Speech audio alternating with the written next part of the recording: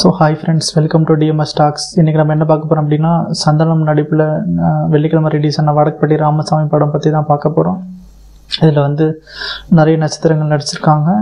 கவுண்டமணி சொன்ன அந்த வடக்குப்பட்டி ராமசாமி நினச்சி போவோம், ஆனால் அதான் இல்லை, இவங்க வந்து ஈவேரா பெரியசாமியை வம்புக்கு இழுத்து படம் எடுத்து வச்சுருக்காங்க. இந்த படத்தோட ஒன்லைன் ஸ்டோரி பார்த்திங்க அப்படின்னா, கடவுள் நம்பிக்கை இல்லாதவனுக்கு எப்படி கடவுள் நம்பிக்கை வருது, அதுக்கு நடுவில் ரொம்ப ஏழையாக இருந்தவன் கடவுளை வச்சு எப்படி காசு சம்பாதிக்கிறான், ஊரை ஏமாற்றி எப்படி அப்படிங்கிறது தான் ஒன்லைன் ஸ்டோரி. அதில் வந்து ஹீரோவை பார்த்திங்கன்னா சந்தனம் நடிச்சிருப்பார், அப்புறம் மேகா ஆகாஷ் நடிச்சிருப்பாங்க, அப்புறம் நிறைய காமெடி ஆர்டிஸ்ட் நிறைய பேர் இறக்கியிருக்காங்க. பார்த்திங்கன்னா அந்த லொல்லு சபா டீம் அப்படியே உள்ளே இறக்கியிருக்காங்க. மாறன், சேஷு, அப்புறம் எம்எஸ் பாஸ்கர், ஜான் விஜய், மரியா ரவி, நிழல்கள் ரவி, மொட்டை ராஜேந்திரன், நிறைய நட்சத்திரங்களும் நிறைய பேர் நடிச்சிருக்காங்க.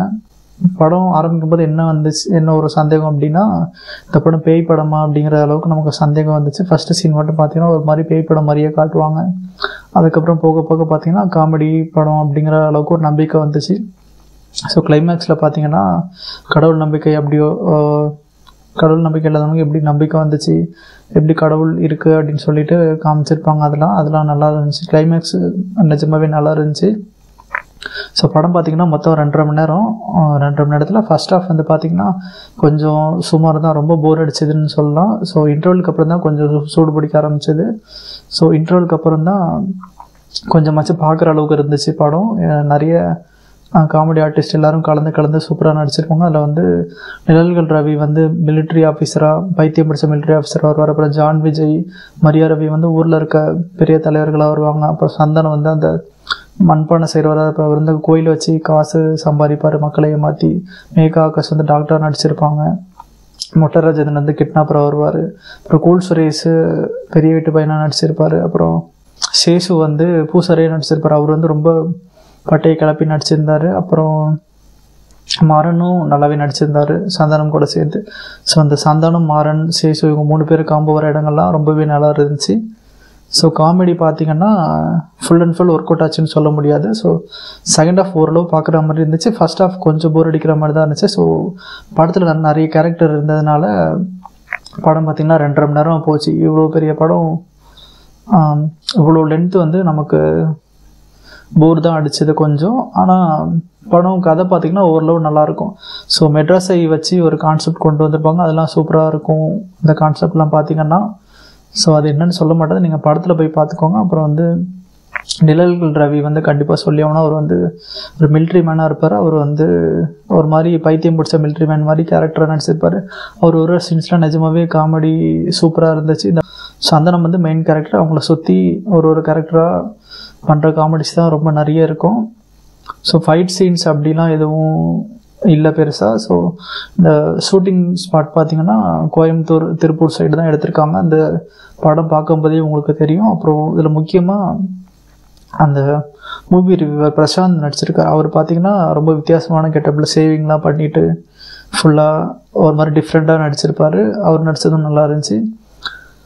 ஸோ படத்தோட பாசிட்டிவ்ஸ் என்னென்னு பார்த்திங்கன்னா, நிறைய ஆர்டிஸ்ட் உள்ளே இறக்கியிருப்பாங்க. யாராருன்னு அதான் சொன்னேன்னா அந்த லிஸ்ட்டு, அந்த நிறைய காமெடி ஆர்டிஸ்ட் உள்ளே இருக்கிறதுனால எப்படியோ படம் ஹிட் ஆகிடும் அப்படிங்கிற நம்பிக்கையில் உள்ளே இறக்கி வச்சுருக்காங்க. இந்த படம் வந்து டிக்கிலோன படத்தோட டைரக்டர் தான் எடுத்திருக்காரு. ஸோ ஸ்கிரிப்டிங் கொஞ்சம் நல்லா தான் இருந்துச்சு. ஆனாலுமே நிறைய கேரக்டர் உள்ளே இருக்கிறதுனால கதை குட்டி கதையாக போகும். உள்ள ஒரு கதை அப்படின்ட்டு. ஸோ கொஞ்சம் கன்ஃபியூஸ் ஆகுற மாதிரியும் இருக்கும் படம் பார்க்குறப்ப. ஸோ படத்தில் வேறு என்ன பாசிட்டிவ்னு பார்த்தீங்கன்னா, சந்தானம் ஆக்டிங் வழக்கம் போல் இருந்துச்சு. மேகா ஆகாஷ் வந்து டாக்டர் கெட்டப்பில் வருவாங்க, அவங்களுமே ரொம்ப சூப்பராக நடிச்சிருப்பாங்க. முக்கியமாக பார்த்தீங்கன்னா மூட நம்பிக்கை வச்சு எப்படி காசு பறிக்கிறாங்க அந்த மாதிரி ஒரு கதை தான் இது. ஸோ மக்களோட மூட நம்பிக்கையை பயன்படுத்தி எப்படி சந்தானம் அதில் காசு பிடுங்குறாரு. அப்புறம் இவருக்கும் தாசில்தார் புதுசாக வருவார், அவருக்கும் ஒரு சண்டை வரும், ஒரு பிரச்சனை வரும், கோயிலை வச்சு நிறைய பிரச்சனை வரும். இந்த படம் பார்த்திங்கன்னா அந்த ஒரு கோயில் இருக்கும், அந்த கோயிலை சுற்றியே ஒரு கதை அந்த மாதிரி தான் போகும். ஸோ படத்தோட நெகட்டிவ்ஸ்ன்னு பார்த்திங்கன்னா, கெட்டப்லாம் போட்டிருப்பாங்க. கெட்டப்லாம் அந்த காலத்து கெட்டப் மாதிரி இருக்கும், ஆனால் இந்த கிருதானா ஒட்ட வச்சுருப்பாங்க. அதெல்லாம் பார்க்கும்போது ரொம்ப அப்பட்டமாக அப்படியே தெரிஞ்சுது.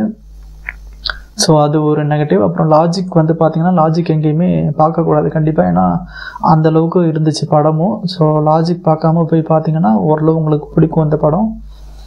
வேறு என்ன நெகட்டிவ் அப்படின்னா, நிறைய கேரக்டர்ஸ் இருந்ததுனால ரொம்ப படம் லென்த்தியாக போச்சு, இது ஒரு நெகட்டிவ்.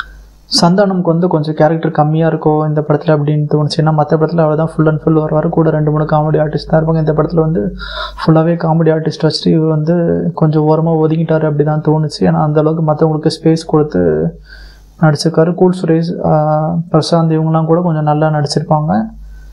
ஸோ அவங்க கேரக்டர்லாம் கொஞ்சம் நிறைய வரும். ஸோ நிறைய கேரக்டர் வச்சதுனால அதுதான் சுற்றி மற்றவங்களுக்கே ஃபுல் ப்ரிஃபரன்ஸ் கொடுத்துட்டு இவருக்கு வந்து கம்மியாக கொடுத்துட்டாங்கன்னு தான் நினைக்கிறேன். ஸோ படத்தில் பார்த்திங்கன்னா லவ் போர்ஷன்ஸ் அந்த மாதிரிலாம் எதுவும் இருக்காது. சாங்ஸு ஓரளவு ஓகேவாக இருந்துச்சு, ரொம்ப சூப்பர் அப்படின்லாம் சொல்ல முடியாது. ஸோ முக்கியமாக இந்த செகண்ட் ஹாஃபில் பார்த்திங்கன்னா இந்த சேஷு, அந்த மொட்டை ராஜேந்திரன், அப்புறம் நிழல்கள் ரவி இவங்கெல்லாம் சேர்ந்து பண்ணுற ஒரு காமெடி சீன்ஸ் நிறைய இருக்கும். அதெல்லாமே ரொம்பவே சூப்பராக இருந்துச்சு.